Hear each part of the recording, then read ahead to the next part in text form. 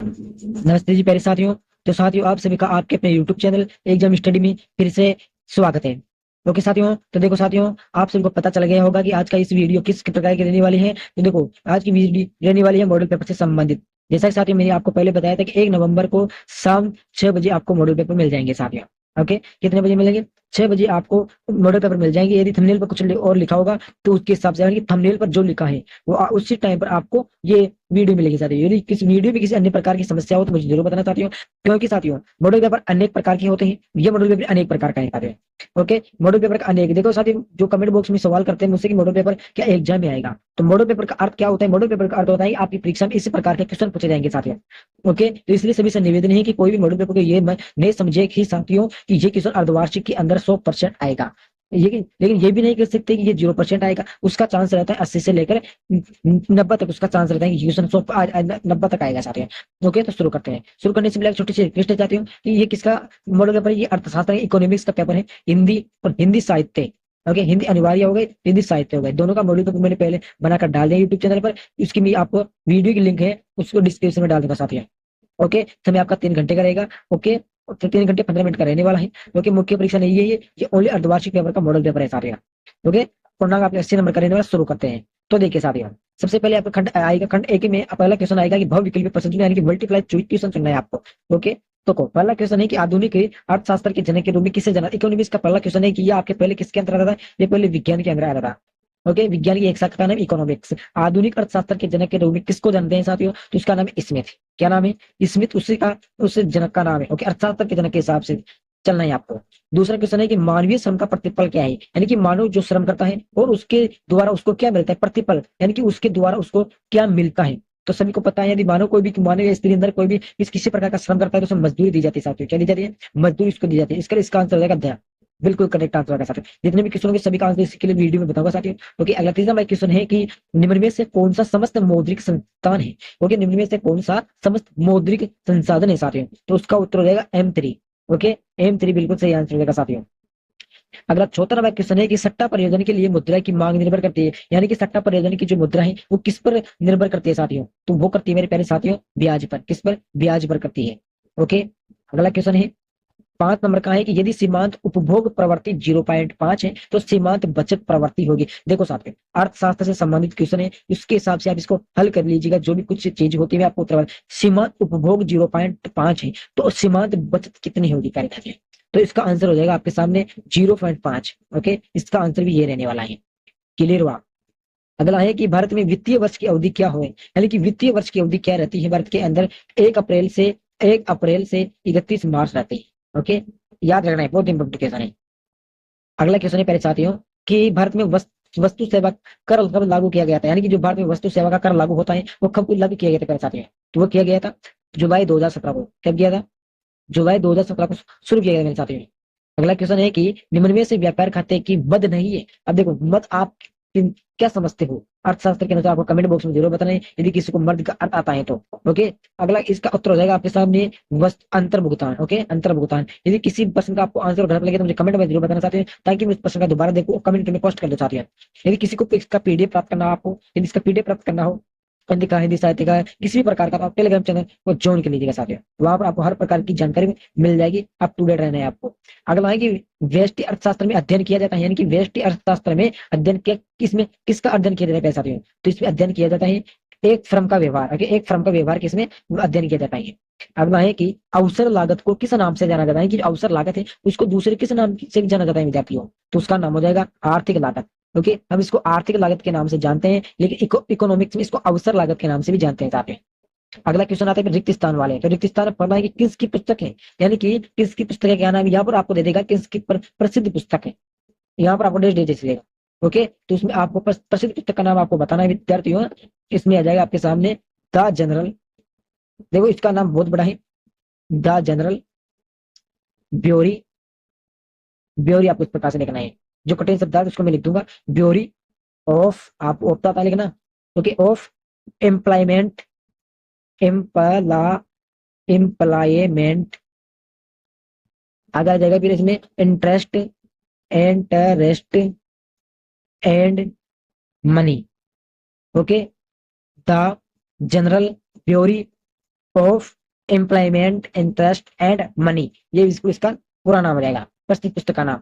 दूसरा है कि गैर योजनागत व्यय की प्रमुख मद, यहाँ पर आपको कुछ दे देगा, वो बताना है ब्याज भुगतान और ऋण सेवा रक्षा ब्याज सब्सिडी। तो गैर की प्रमुख मद कौन सी है, प्रमुख मद है, तो आपको इसमें आपको ब्याज, या तो फिर ब्याज लिख देना है, या फिर भुगतान कर देना है, या फिर ऋण कर देना है। ओके, आप इसमें से लिख सकते हो साथियों, ऋण भी लिख सकते हो, सेवा लिख सकते हो, व्यय लिख सकते हो, सब्सिडी, ये आप इसमें लिख सकते हो साथियों। अगला है कि सीमांत उपभोग प्रवृत्ति तथा सीमांत बचत प्रवृत्ति का योग कितना किसके बराबर होता है, तो ये 1 के बराबर होता है प्यारे विद्यार्थियों। चौथा है कि वस्तु के बदले वस्तु का, सभी को पता है वस्तु में नियम कहलाता है। अगला पांचवा है कि फलन आगतों व निर्गतों के मध्य संबंध को क्या दर्शाता है, तो उत्पादन फलन क्या दर्शाता है साथियों, ये दर्शाता है उत्पादन फलन। अगला है कि रेखीय मांग वक्र के मध्य बिंदु पर मांग की दोच के बराबर है कि किसकी कितने की, यानी कि 1 के बराबर होती है। अगला है कि पूर्ण प्रतिस्पर्धा में वस्तु की कीमत का निर्धारण किसके द्वारा किया जाता है, किसके द्वारा किया जाता है। बहुत मस्त क्वेश्चन है साथियों ये। अरे भाई हटगा, ये किया जाता है आपूर्ति और, अरे भाई ये किया जाता है आपूर्ति और मांग की ताकतें मिलकर वस्तु की कीमत के द्वारा उसका मूल्य निर्धारण किया जाता है साथियों। क्लियर हुआ, ये कंप्लीट हो चुके हैं। तो हमारे पास अगले प्रश्न रहते हैं अति लघुरात्मक प्रश्न। तो अति लघुरात्मक प्रश्न का पहला क्वेश्चन क्या कहता है, इससे पहले कुछ पढ़ लेते हैं। निम्न प्रश्न को उत्तर आपको 10 से 20 शब्द के बीच में देना है, इससे ज्यादा लेना है ना है कम देना है। Answer the following question. तो देखो साथियों, इसका कलर रेड कर लेते हैं ताकि आपको अच्छी प्रकार से दिख सके। तो पहला क्वेश्चन है कि आर्थिक एजेंट किसे कहते हैं, क्या है जो आर्थिक एजेंट है वो किसे कहते हैं मेरे साथियों।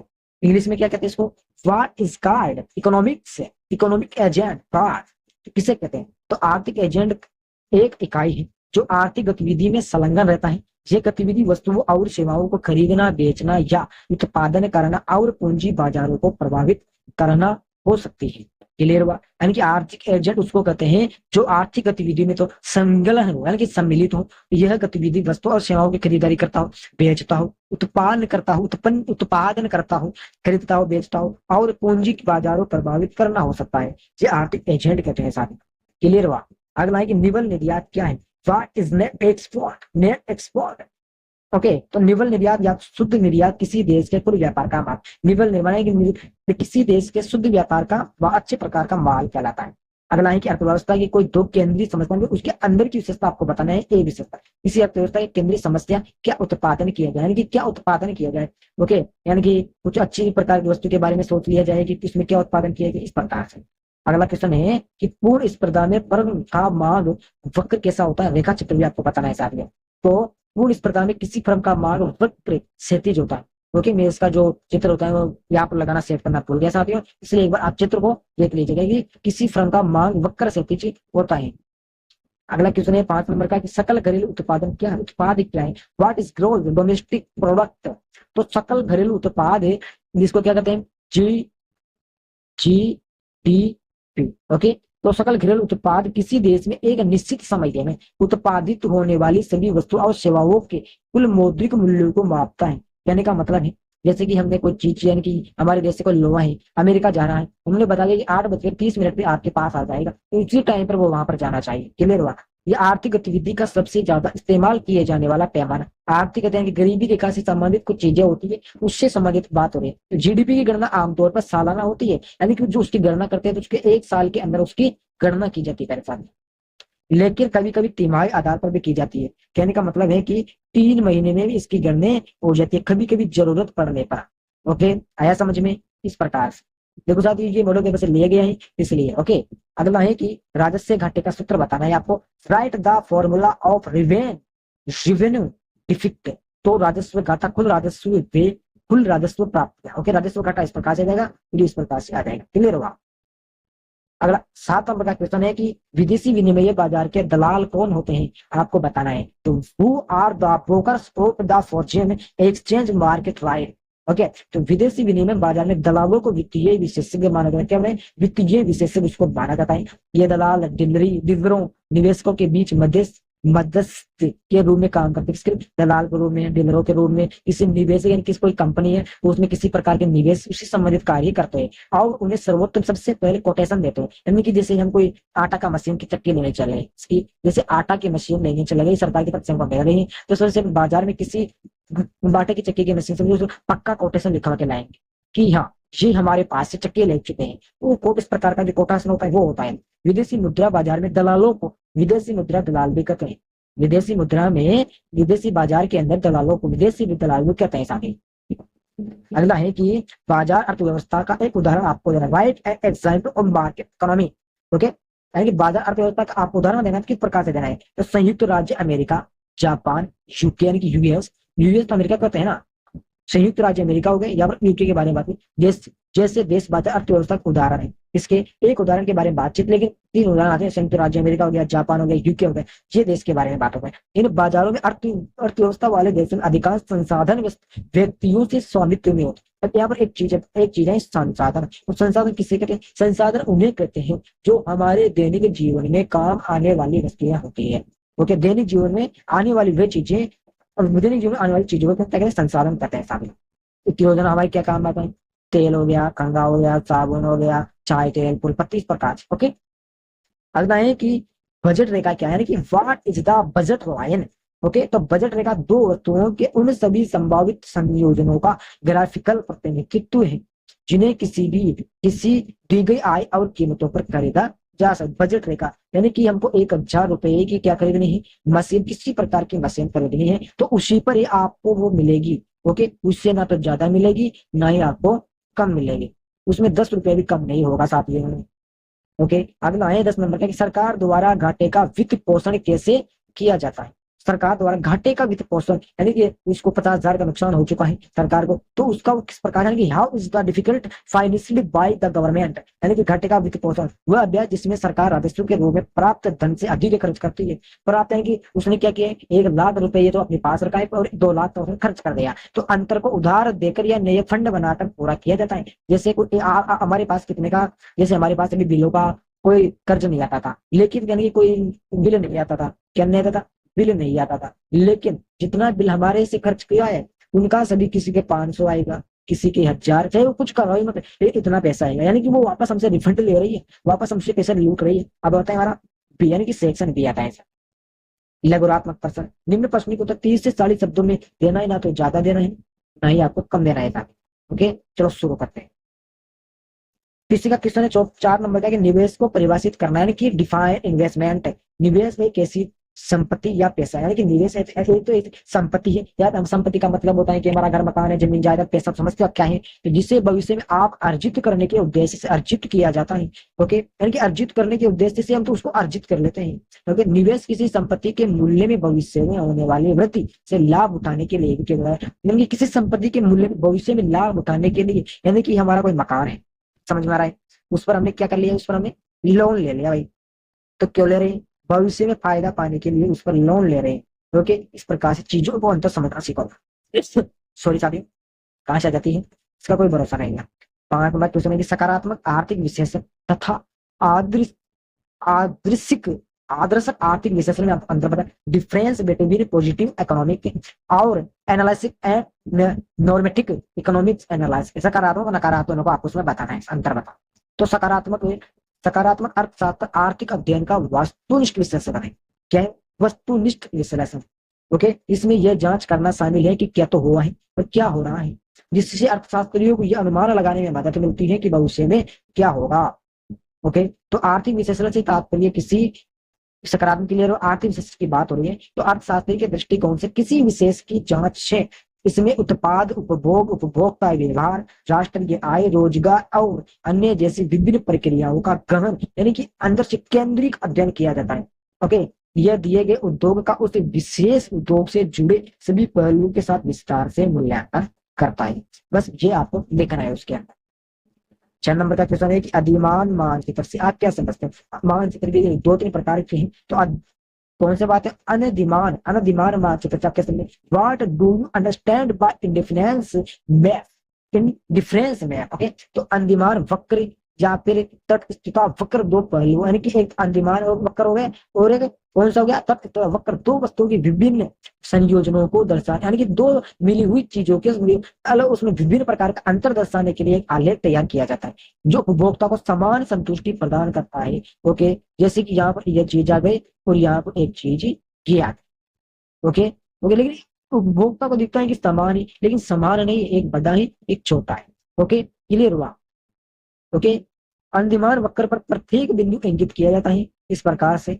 एक उपभोक्ता दोनों वस्तुओं के बीच उदासीन है और सभी बिंदुओं को समान उपभोग उपयोगिता देता है, यानी कि समान महत्व देता है। अंदिमान वक्र कभी भी एक दूसरे को काटते नहीं है, किसी की एक दूसरे की कभी बुराई नहीं करते हैं। ओके, इस प्रकार से यानी कि आपसे पूछ रहे गए पेशा है कि अंदिमान मानचित्र अंदिमान मानचित्र वह है जो उपभोक्ता को समान लगते हैं, यानी कि दो वस्तुओं का एक ऐसा समूह जिसमें वस्तु अलग होती है लेकिन उपभोक्ता को एक समान लगता है, वह एक दूसरे को कभी नहीं काटते, अर्थात वो जिस प्रकार से कोई व्यक्ति किसी की बुराई नहीं करता है उसी प्रकार मानचित्र में भी, अंदिमान मानचित्र में भी एक दूसरे को नहीं काटते हैं। आपके 2 नंबर क्वेश्चन का 2 नंबर पक्का है मेरे साथ ही। अगला है इसमें कि पूर्ण स्पर्धा बाजार की दो विशेषताओं का आपके साथ उल्लेख करना है। तो पूर्ण स्पर्धा बाजार की आपके साथ दो विशेषता इस प्रकार से दी गई है। पहली विशेषता की बाजार में कई खरीदारी और विक्रेता होती है। तो कैसे होती है? तो पूर्ण स्पर्धा बाजार में बड़ी संख्या में खरीदार और विक्रेता होते हैं। खरीदार यानी खरीदने वाले, विक्रेता यानी बेचने वाले होते हैं। दूसरा कि बाजार में मौजूद सभी खरीदार और विक्रेताओं को बाजार की पूरी जानकारी होती है, यानी कि जो बेचने वाले विक्रेता होती है उनको बाजार की पूरी जानकारी होती है। ग्राहकों को फिर भी कम जानकारी प्राप्त होती है, लेकिन फिर भी रहती है साथ ही। अगला है दूसरी विशेषता कि उत्पाद एक जैसे होते हैं। किस प्रकार से होते हैं? तो पूर्ण स्पर्धा बाजार में सभी उत्पाद एक जैसे उत्पाद बनाते हैं। जैसे जलेबी है तो जलेबी सभी एक जैसी बनाएंगे, क्योंकि उत्पादों की कीमतें पूरी तरह से आपूर्ति और मांग के आधार पर निर्भर होती है। यह जरूर नहीं कि 500 की चीज हमको 500 में मिलेगी, 400 की मिल सकती है, कभी 350 की भी मिल सकती है, 250 तो नहीं मिलेगी बन सकते हैं। इतना मत सोचो आगे। अगला कि व्यवसायिक बैंकों को प्राथमिक कार्य को समझाना है। तो explain the primary function of commercial banks. देखो, व्यवसायिक बैंकों के प्राथमिक कार्य जमा स्वीकार करना, इसके बारे में आपको लिखना है। ऋण देना, इसके बारे में आपको लिखना है। अग्रिम देना, इसके बारे में लिखना है। नगद देना, इसके बारे में। आउटड्राफ्ट बिलों की भुगतान बुनाई करना, तो ये जितनी भी चीजें उनके बारे में आपको लिखना है, जब भी आपको 5 नंबर मिलेंगे सारे, अन्यथा ये लिखकर छोड़ दोगे तो आपको 2 नंबर मिलेंगे। ओके, आगे है कि गुणक की प्रक्रिया को संक्षेप में समझाना है। तो explain briefly the process of multiplier. देखो साथ इंग्लिश में भी कोई वर्ड मुझे गलत मिल जाए माफ करना, क्योंकि मुझे ज्यादा इंग्लिश नहीं आती है, इंग्लिश हमारी कमजोर पर जाती है। तो इसकी कुछ गुणक की प्रक्रिया को इस तरह से समझा जा सकता है। पहली चीज है इसके अंदर कि जब निवेश में बदलाव होता है तो आय में भी बदलाव होता है। निवेश में यानी कि कोई चीज है उसमें 500 की हम निवेश करना चाहते हैं, तो आय यानी कि वापस देना, या जमीन के 1000 देंगे तो 1000 देंगे, उसमें कम किया जाता है ज्यादा, किस प्रकार से आय में। दूसरा है कि आय में बदलाव के बाद उपभोग में भी बदलाव होता है। आय में यानी कि हमको 500 दे रहे हैं, तो जरूरी नहीं कि वो 250 लेंगे, वो 250 की जगह 300 भी ले सकते हैं, 400 भी ले सकते हैं। तीसरी बात है कि उपभोग वे दूसरे व्यक्ति की आय होती है। क्लियर हुआ? आगे है कि इसी तरह उपभोग में बदलाव के बाद आय में भी बदलाव होता है। ये प्रक्रिया जारी रहने पर सी शून्य हो जाता है, यहाँ पर पता नहीं क्या हो। ओके, आगे है कि गुणांक गुणांक सिद्धांत के मुताबिक जब कोई आर्थिक कारक बढ़ता है तो यह प्रारंभिक कार्य की वृद्धि की तुलना में अन्य आर्थिक चरों का एक उच्च योग उत्पन्न करता है। ओके, देख रहे हैं ये तो बहुत सारे हैं, तो छोड़ो इसको। जितने गुणा ये वृद्धि होती है उसे गुणांक कहते हैं, गुणक कहते हैं। 10 नंबर क्वेश्चन है कि अल्पकाल तथा दीर्घकाल की संकल्पना को समझाइए। Explain the concept of short run and long run. तो देखो, अल्पकाल दीर्घकालीन की संकल्पना को समझने के लिए इन बातों को आपको ध्यान में रखना है साथियों। किन बातों को चलो देखते हैं। तो अल्पकाल की बात करें तो अल्पकाल उत्पाद प्रय के लिए जरूरी एक तत्व निश्चित होता है जिसे निश्चित तत्व कहा जाता है। वही दूसरा तत्व परिवर्तनीय होता है। अल्पकाल में परिवर्तनशील साधनों की मात्रा बढ़ाकर उत्पाद को बढ़ावा दिया जा सकता है। ओके साथियों, दीर्घकाल की बात करें तो दीर्घकाल उत्पाद के सभी तत्व परिवर्तनीय होते हैं। दीर्घकाल में फर्म सभी साधनों और आगतों की मात्रा में एक साथ और एक ही अनुपात में वृद्धि करके उत्पादन के पैमाने में वृद्धि कर सकती है। अल्पकाल में देखो साथ ही बहुत सारे, इसलिए मैं आपको पीडीएफ दे दूंगा, वहां से आप इसको देख सकते होंगे। 11 नंबर क्वेश्चन है कि बाजार संतुलन किसे कहते हैं, रेखाचित्र में बताना है। बाजार संतुलन वह स्थिति जब बाजार में किसी वस्तु की मांग और आपूर्ति बराबर होती है। 2 नंबर आगे, 3 नंबर आपको रेखाचित्र हम लेंगे। 5 नंबर का क्वेश्चन है, तो 12 क्वेश्चन आपको करना है। 13 नंबर का क्वेश्चन है कि व्यापार घाटा तथा व्यापार आधिक्यों को समझाना है। तो देखो साथियों, व्यापार घाटे की बात करें तो व्यापार घाटा तब होता है जब किसी देश का आयात निर्यात से ज्यादा हो जाता है, यानी कि आने से ज्यादा हो जाता है, यानी देश दूसरे देशों से ज्यादा वस्तुएं और सेवाएं खरीद रहा है। व्यापार घाटे को नकारात्मक व्यापार संतुलन भी कहा जाता है। ओके। व्यापार अधिशेष की बात करें तो जब किसी देश का निर्यात आयात से ज्यादा हो, यानी कि उल्टा कर लिया हो, ठीक है, ये चीज है। 14 नंबर के क्वेश्चन पहले साथियों कि अवमूल्यन को परिभाषित कीजिए। अवमूल्यन करने पर विदेशी विनिमय पर दर पर क्या प्रभाव पड़ता है। तो देखिए साथियों, अवमूल्यन वस्तु का मतलब होता है किसी देश की सरकार जानबूझकर अपनी मुद्रा के मूल्य को कम कर देती है। अवमूल्यन करने से विदेशी विनिमय पर प्रभाव पड़ते हैं। अवमूल्य से देश की मुद्रा सस्ती हो जाती है और निर्यात बढ़ता है। इससे विदेशी उत्पाद महंगे हो जाते हैं और आयात की मांग कम हो जाती है। ओके। देखो साथियों, क्वेश्चन बहुत सारे हैं, पूरे 22 क्वेश्चन है। तो 22 में से 15 गए तो कितने बताएंगे। तो यहाँ पर बचे आपके सामने 0, 6, 7, 8, 9, 10, 11, 12, 8 क्वेश्चन बचे साथियों। ओके, यानी कि 6 क्वेश्चन बचे हैं। चलो इसको कंप्लीट कर लेंगे, 6 क्वेश्चन बहुत लंबा हो जाएगी क्लास आपकी। तो सभी दोस्तों निवेदन है कि टेलीग्राम चैनल को ज्वाइन कर लीजिएगा। Okay, Telegram. ओके, उतना तो जवाब करना, लेकिन टेलीग्राम चैनल को ज्वाइन कर लेगा। वहां पर आपको यदि एक तो आपको मॉडल पेपर की क्या मिल जाएगी, मॉडल पेपर का आपको पीडीएफ मिल जाएगी, और आंसर की भी आपको क्या मिल जाएगी, पीडीएफ मिल जाएगी सारे। क्लियर हुआ। तो सभी दोस्तों से निवेदन है कि टेलीग्राम चैनल को ज्वाइन कर लीजिएगा। ओके, टेलीग्राम चैनल को। ओके, डिस्क्रिप्शन में आपको लिंक मिल जाएगी। सभी दोस्तों को जय